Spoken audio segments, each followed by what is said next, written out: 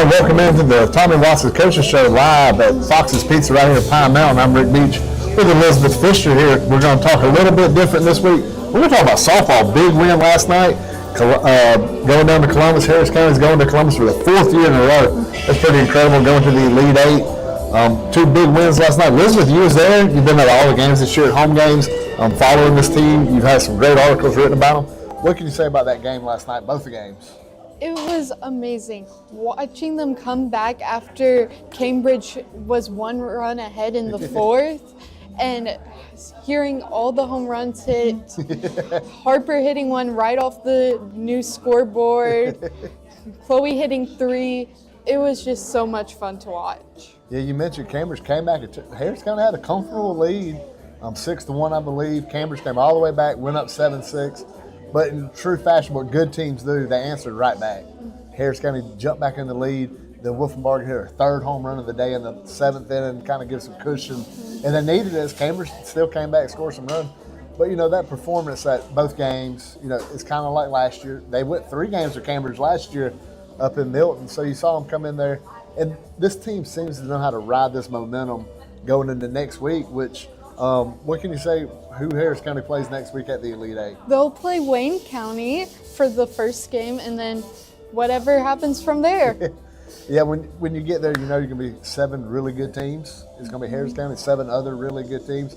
Nobody accidentally makes it to the Elite Eight, so it's going to be exciting to see. But, we mentioned the 4th year that Harris County's advanced, and so you got to think these seniors, the Huckabees, the Guthrie twins, Ivy McCormick, Carrie, they've been around nothing but this. They know this is no pressure. There's nobody on this Harris County team that's never made it to the Elite Eight. So I think for Harris County, that's a big advantage on, just this is nothing new to them. Yeah, 100%. And the coaches have prepared them to go, and it's just there now. Yeah, these coaches, obviously last year winning state, making it. These coaches didn't say, hey, our goal this year is to make it to Columbus. That's not the goal. The goal is obviously to win when you get there, when you're at the level that Harris County's been playing at. And it's exciting to see that, a lot of times, and understandably so, some sports you're happy with playoff berths. Some you're happy with Sweet 16s, Elite Eights. And softball is a sport that we got that, it's at that level now where it's championship or bust. And when you have somebody, the talent level that they have, and we mentioned the Guthrie Twins, but Riley Huckabee, I think it starts and stops with her. And the experience she's got. I remember her freshman year, she was pitching at the Elite Eight. So this is really nothing big, a big deal to her as far as pressure. She ain't going to feel the pressure of pitching here, but it's really cool. And you got coaches that are used to coaching here. All these coaches have been assistants for years in this level, but it's a real big deal to see them go down there next week. Absolutely, everybody in the county, let's pack up. Last year was amazing. The championship game was, as far as you can see, you mentioned you was there. It was just black and gold all the way down that first base side. Way more fans than any other championship game. I want to bring that energy the whole tournament. It starts like Wednesday's the first games all the way to Saturday, but I think we could have black and gold just like last year. Pack it out. We'll have game times posted on social media. Harris County softball page will post up all their stuff, their graphics with the game times. And all down there, Coach Jenkins and them they've been working hard. They're out there at practice every day, see them throwing bullpens and getting after it. So before we get out here, I want you to tell us something this year that your favorite memories from watching softball. My favorite memories from watching softball is probably just like seeing them get excited about all their home runs. Yeah. Because it's constant, it's really what gets the energy going and what makes them feel like they can continue to hit and hit and hit. And once one's out there, you see multiple that night. Ain't it fun watching that? You'll see them go like 1 or 2 innings and they won't have any runs. But, Harper hits one. Well, then Laney hits one. Then, Grace is she got one. And Ivy, then it's contagious. Hitting's contagious. So it's fun to see that. We're going to take a quick break. Elizabeth, thanks for coming on Talking Softball. I love having you on here. We're about to come back from break. We're going to have Coach Watson right here on the Coach Watson Coaches Show live at Fox's Pizza.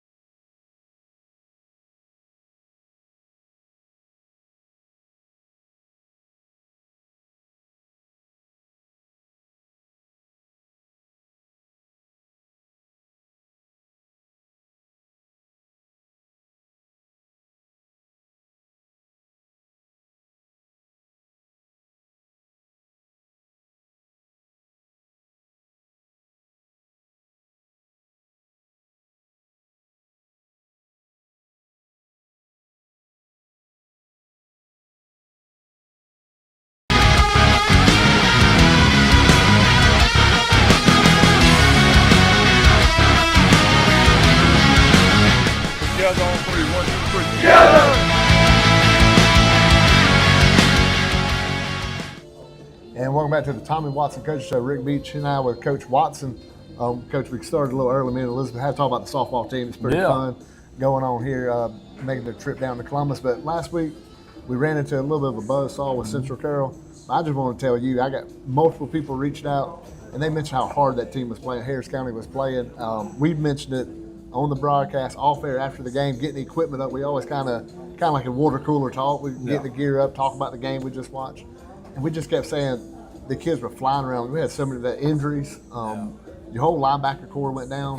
Whole new linebacker core went in. They flying around to the football. Seeing TJ get in there, Keith get in there. And Preston Jenkins caught my eye all night long, sideline to sideline, all over the field. Your defensive line was up. PJ had a great night. And just your defense especially, you had a big night. I just want to commend you. The offense played hard. It seemed something would go wrong. They tried to build a drive back. So I just want to commend you and your staff on how hard they were playing. Even the game that was already out of hand, but the boys just kept chipping and, just kept hammering at the wall. Yeah, they play hard. I felt like they played hard all year. We've been in some games where the score got out of hand pretty early, and our kids kept fighting. And I told our football team today after practice, they do not practice like a 3-6 football team, and they do not work in the weight room like a 3-6 team. And I'm appreciative of that, and I'm appreciative of our coaches for keeping their heads up and working, and our players keeping their heads up and keep working. And I think everybody inside our walls understands what we've been up against this year, playing with so many young kids. But I also, on the other hand, truly believe in my heart that everybody involved in our program understands what is coming the next couple, 3 years for sure with all these young kids we got playing. Yeah, absolutely. And, you mentioned that at the practice. When I come in there on Friday morning, you wouldn't know that was a 3-6 team. The way they're practicing, they're always laser focused on it. It's just weird how our roster matched up. Everybody else had these, and then the non-region games just matched up. But, this weekend you got senior night. It's always a big deal, but you still got an opponent coming in. You don't want to lose focus on that.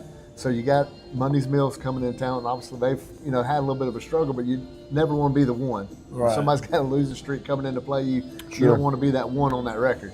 Yeah, no doubt. And when you cut the film on and look at Monday's Mills, I promise you, show up Friday night at 7:30, and you will see a team that looks better than us on the hoof. Yeah. And what that means, they're gonna be more athletic than us. They're gonna be faster than us. They're about as big as us. They'll be one of the few teams we played that ain't as big as us, but they play hard.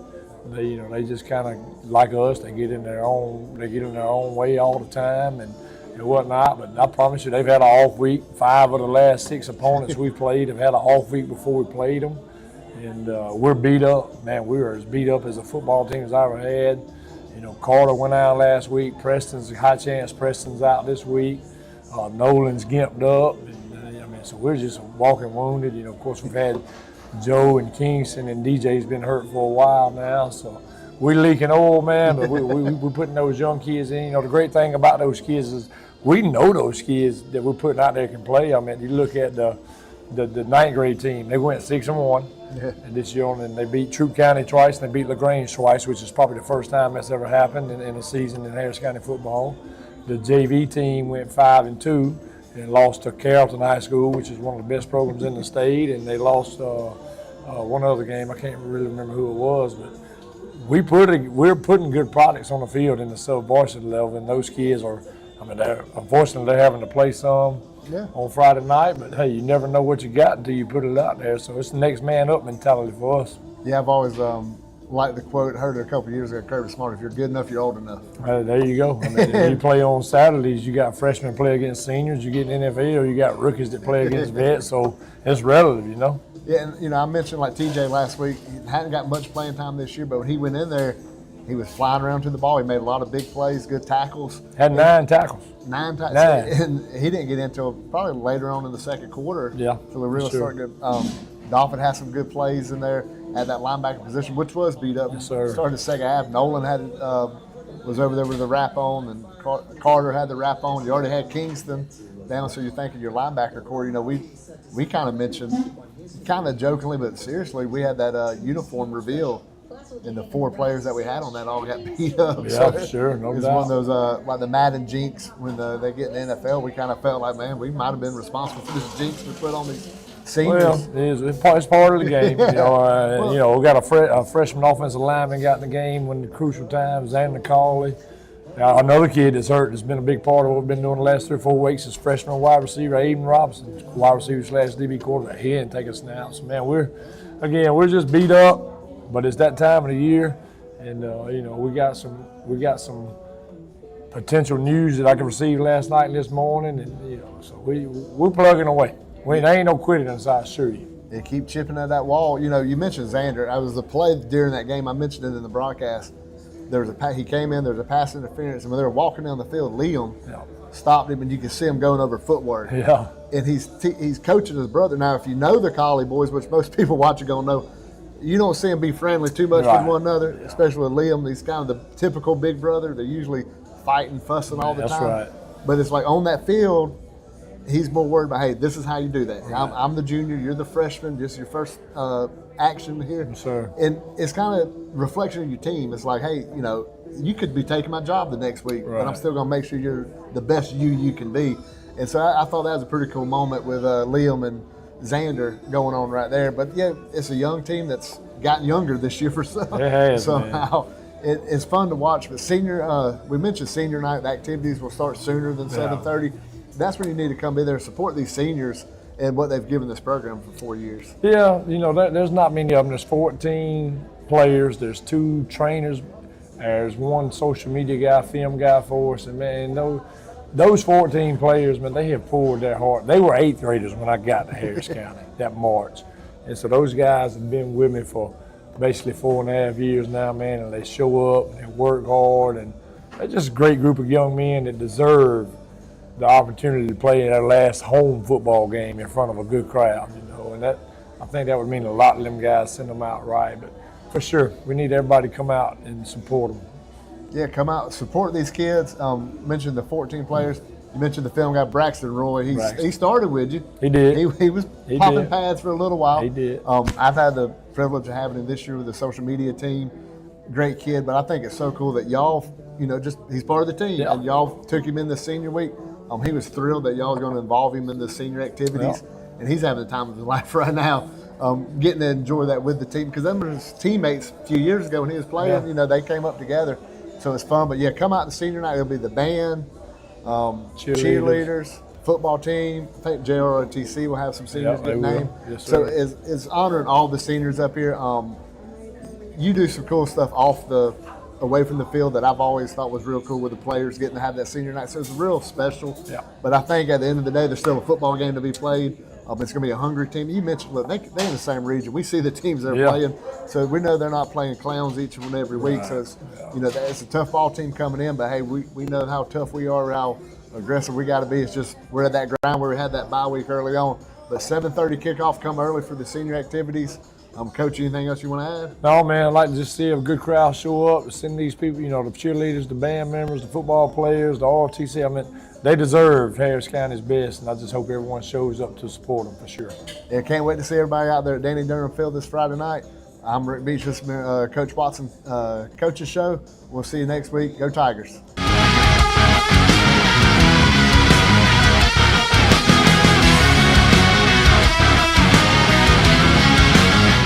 Together on 3, 1, 2, 3. Together!